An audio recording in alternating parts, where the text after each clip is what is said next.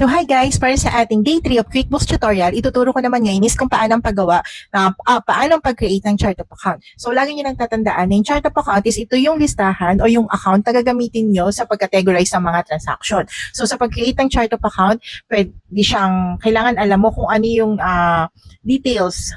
Kung ito ba ay asset, part ba siya ng asset, part ba siya ng liabilities, part ba siya ng equity, part ba siya ng income, or part siya ng expense. So yun laging tatandaan. Then next is sa pag-create ng chart of account, dalawa yan. One is the main account, then the second is kung siya ba ay isang sub-account. Pag sinabi yung sub-account is under siya ng main account. For example is yung utility expense. Di ba maraming klaseng utility expense? Then gusto natin is naka-itemize siya like electricity expense, pero under siya ng utility expense. So magyayari is si electricity expense ay sub-account siya ngayon ni utility expense. So, nood kayo ng video tutorial para mas maintindihan niyo siya, guys. So, thanks. So, hello guys. So, today naman, ituturo ko kung paano mag-create ng chart of account. So, sa pag-create ng chart of account, meron tayong iba-ibang way. First is, punta kayo dito sa setting. Then, pagdating sa setting, hanapin nyo si chart of account. So, ito. Then, yung isa pang way is, punta kayo dito sa left side, hanapin nyo si transaction, then click nyo rin si chart of account. Yun. So, ito na siya, yung mga existent ko na chart of account.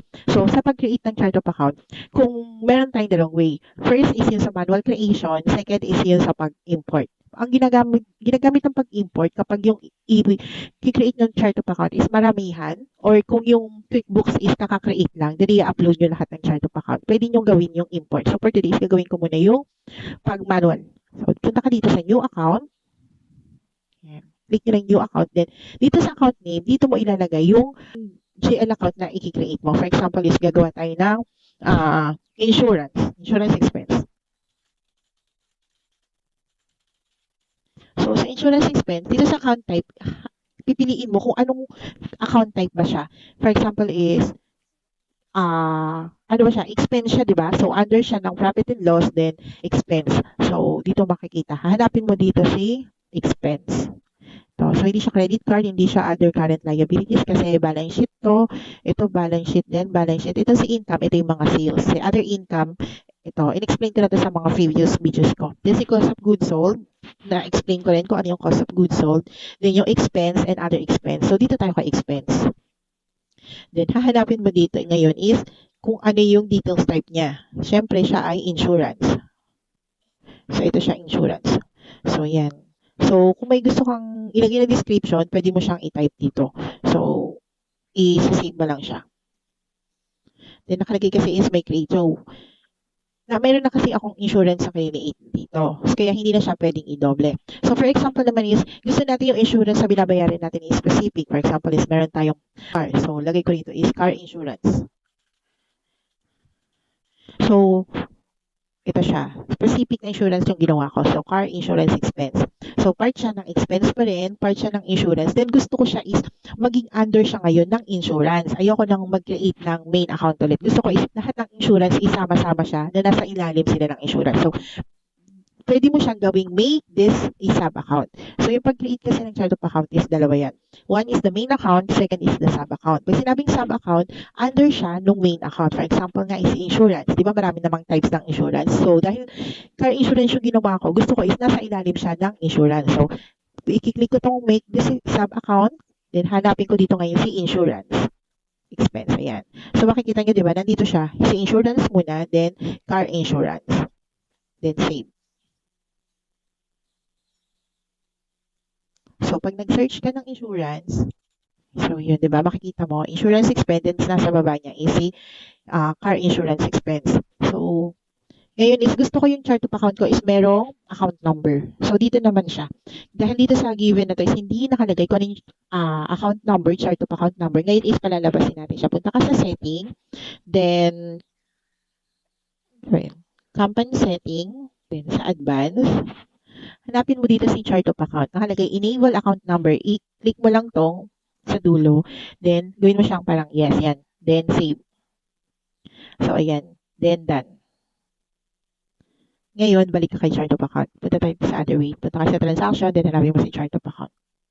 So, ayan, makikita mo, lumabas na yung number. Dahil si car insurance na create ko, hindi ko siya nalagyan ng number. So, i-click ko ngayon to, then, edit.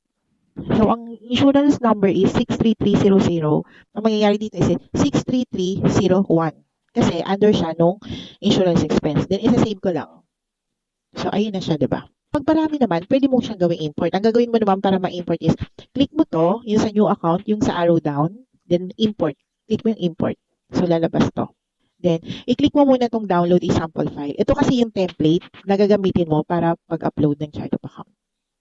So, ito siya ngayon. So, ito is yung template. So, ilalagay mo dito yung account number na i-create mo, then account name, then kung ano yung type niya, kung bank ba siya, credit card, income, expense, other income, dito mo rin ilalagay. Then, sa details, yung nakalagay naman siya dun sa chart of account pag nag-create tayo. So, double check nyo lang lagi. So, ito, di-delete ko to.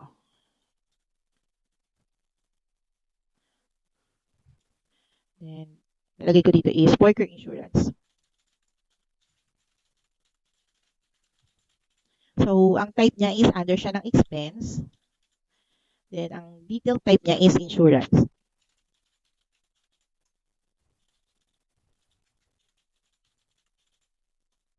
Then, save ko lang siya ulit. May save as. Save. Then, pagka-save ko nun, balik ako dito sa chart of account. Pinutin ko yung arrow down. Then, import.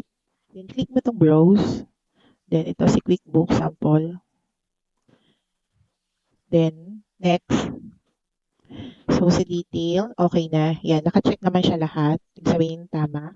Then, next. Ayan, yung account number niya is ito. Ang account name niya is worker insurance. Ito is double check nyo lang kung tama yung pagkakapost niya. Yan. Expense, then type niya is import. Sub-account. Ito, edit. Then, make the sub-account ni insurance.